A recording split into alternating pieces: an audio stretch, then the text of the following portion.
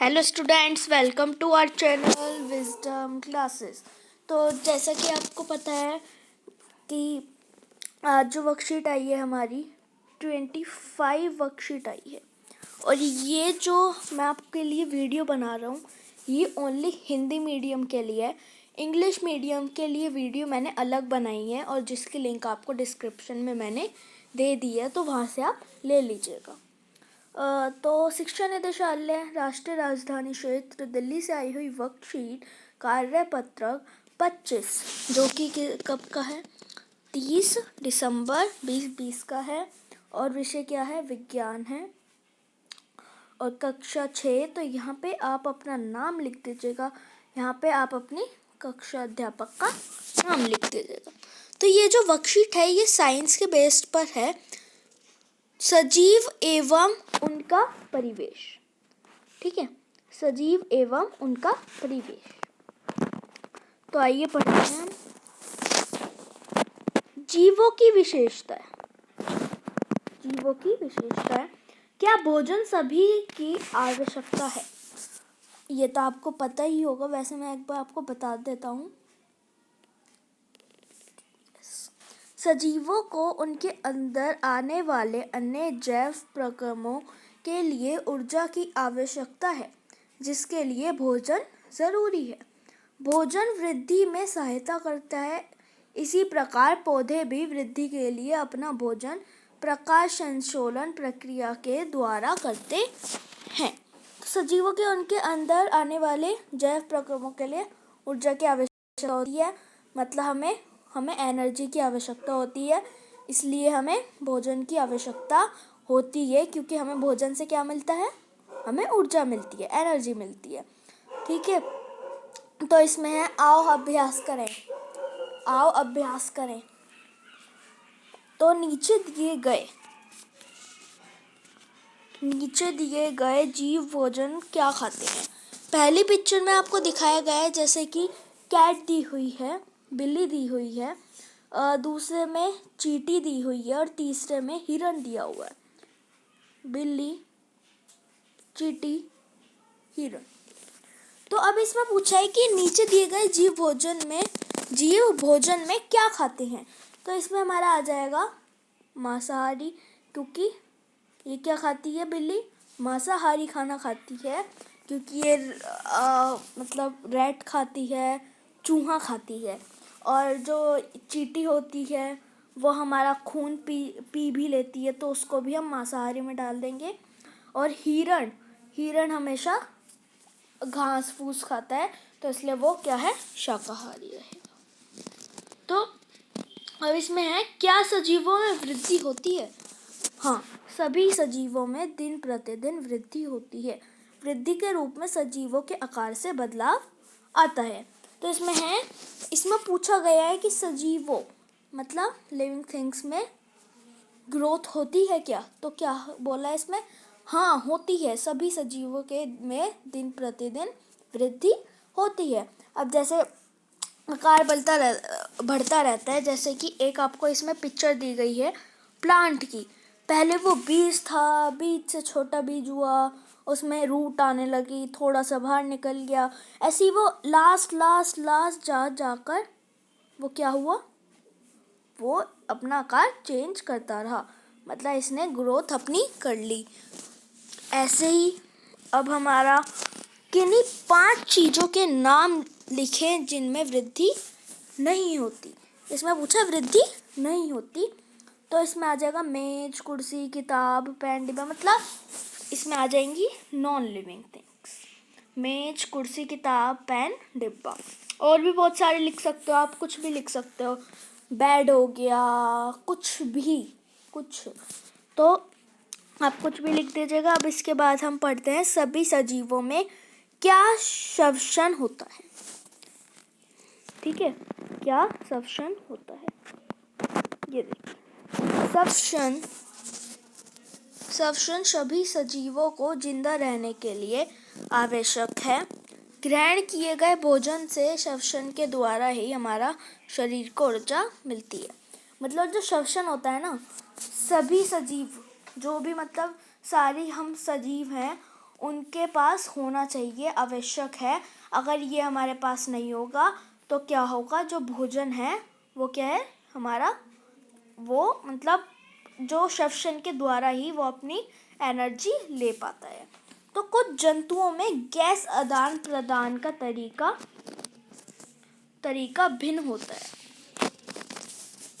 Gas आदान प्रदान का तरीका भिन्न होता है, मतलब गैस वो कैसे बाहर निकालते हैं अपनी, तो वो सबका अलग अलग तरीका होता है। और जैसे केंचुआ त्वचा द्वारा सांस लेता है, ठीक है। मछली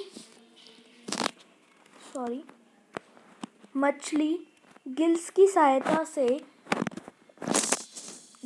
जल में घुली ऑक्सीजन अवशोषित कर लेती है। मतलब मछली के पास गिल्स होती हैं, कई बार डायग्राम भी दिखाया गया होता है, तो उसमें गिल्स दिखाई हुई होती हैं। वो क्या करती है, क्योंकि जैसा कि आपको पता है जल में भी ऑक्सीजन पाई जाती है, तो गिल्स से वो अपनी ऑक्सीजन प्राप्त कर लेती है। तो इसी प्रकार पौधे भी गैस का आदान प्रदान करते हैं। का आदान प्रदान मुख्यतः पत्तियों द्वारा करते हैं। किसके द्वारा करते हैं, पत्तियों द्वारा करते हैं। जैसे कि आपने क्लोरोफिल पढ़ा हो, स्टोमेटा है ना, तो स्टोमेटा के द्वारा वो रेस्पिरेशन करते हैं। पत्तियों में छोटे छोटे छिद्र होते हैं जिनसे वायु अंदर आती है, ठीक है, जिनसे वायु अंदर आती है तथा ऑक्सीजन बाहर निकालते हुए कार्बन डाइऑक्साइड का प्रयोग करती है, ठीक है। तो जैसे कि आपको पता है पेड़ से हमें ऑक्सीजन मिलती है और वो क्या लेते हैं, हमसे कार्बन डाइऑक्साइड लेते हैं। तो अब श्वसन और सांस लेने की प्रक्रिया में सांस लेने की प्रक्रिया जैसे इसमें बताई गई है, कोशिकाओं और पर्यावरण के बीच गैस के सांस लेने और छोड़ने की एक जैविक प्रक्रिया है।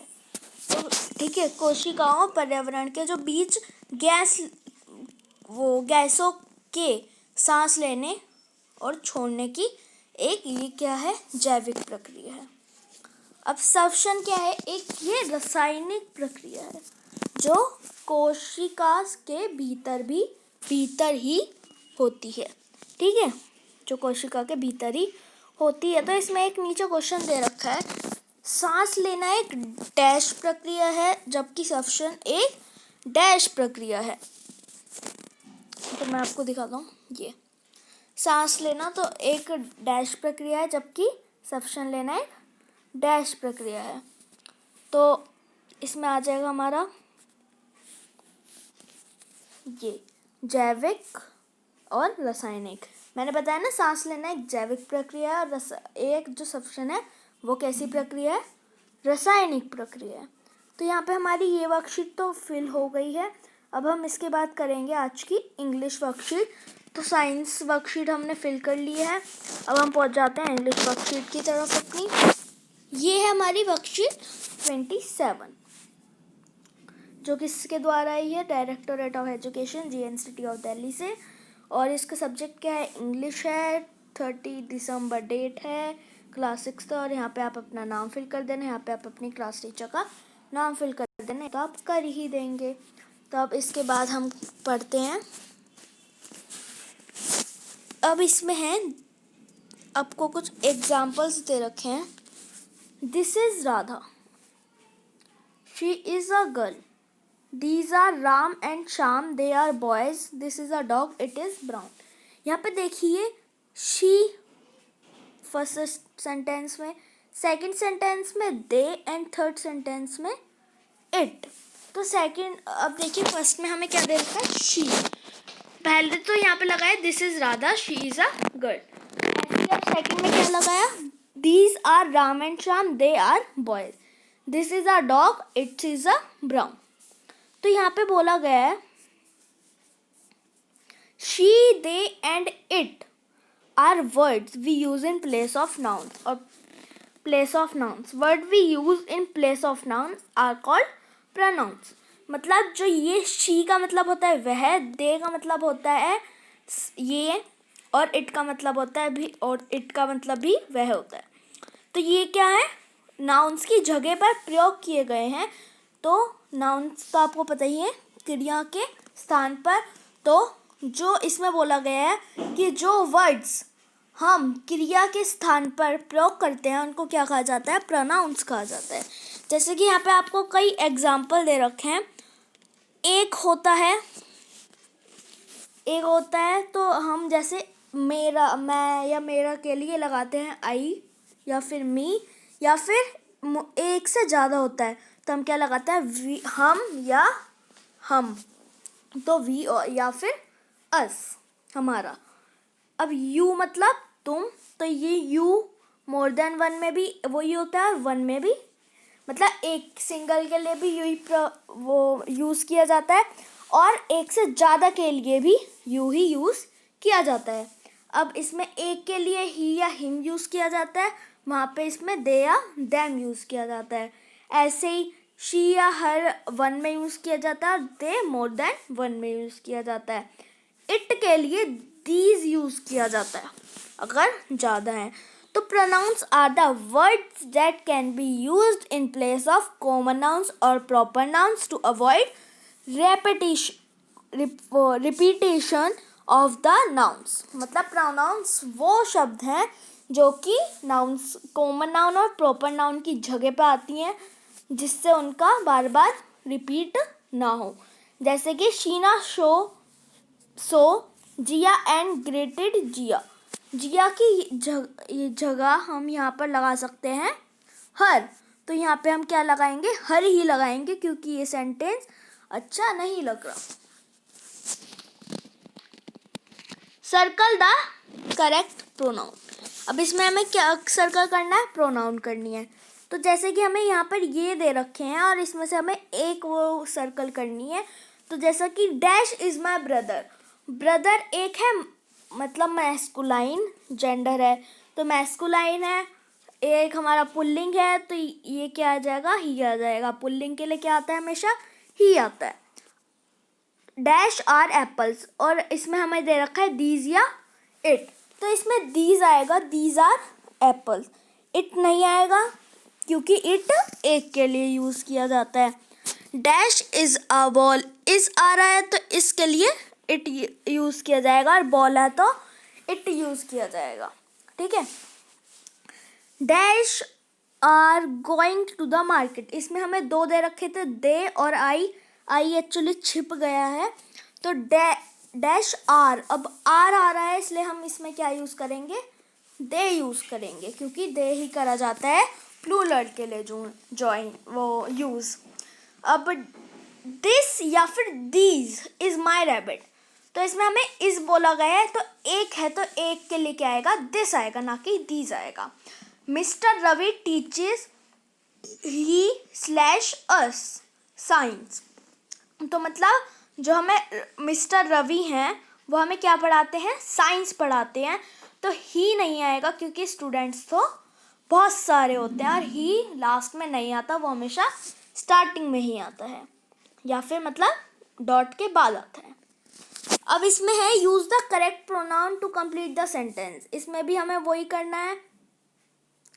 तो इसमें आप Suman played the sitar dash is very good at it, तो सुमन है इसलिए वहाँ पे क्या आ गया, शी आ गया। Any polished dash shoes, any ने अपने शूज़ पॉलिश्ड करे। एनी क्या है, एक लड़की है तो इसलिए क्या आ जाएगा, हर आ जाएगा।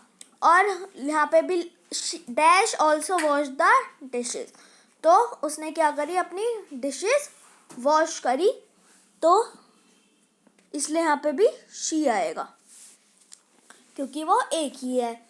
ध्रुव and Ramesh are good friends dash are in class 6, यहाँ पे ही दे दिस, ही और दिस तो सिंगुलर के लिए यूज़ किए जाते हैं, इसलिए यहाँ पे क्या आएगा, दे क्योंकि प्लूरल के लिए यूज़ किया जाता है। Radhika won the race because dash was the fastest, Radhika जो है उसने रेस जीती क्योंकि डैश वॉज द फास्टेस्ट, क्योंकि वो ही सबसे ज़्यादा तेज़ थी, तो वह के लिए क्या आ जाएगा, शी आ जाएगा। और क्योंकि ये लड़की है तो इसलिए शी आएगा, ही नहीं आएगा। Ali house is far away from school. तो जो अली का घर है वो फार है, मतलब दूर है स्कूल से। तो dash uses a cycle to reach the school every day. जो अली का घर है तो वहाँ पे अब अली है लड़का, तो लड़का है तो इसलिए यहाँ पे आ जाएगा ही, शी भी नहीं आएगा, इट भी नहीं आएगा। The children played in the background dash were very happy. Children आ गए, मतलब बहुत सारे चिल्ड्रंस हैं, तो इसलिए यहाँ पे क्या आ जाएगा, दे आ जाएगा। तो यहाँ पे हमारी इंग्लिश की वर्कशीट भी कंप्लीट हो गई। मैं आपको एक बार वापस दोबारा से दिखा देता हूँ। और yes, CAB message means Covid appropriate behaviour का मैसेज है। जैसा कि आपको पता है कोरोना की बीमारी चल रही है, तो यहाँ पे हमें हमेशा मिलता है। तो यहाँ पे देखिए एक लिखा है, keep maintaining physical distance of 6 feet और 2 yards। मतलब इसमें कहा गया है कि आपको हमेशा डिस्टेंस बना के रखना है 6 feet या 2 yards का। जैसे कि इसमें भी दिया गया है, कोविड के संदर्भ में उचित व्यवहार संबंधी संदेश।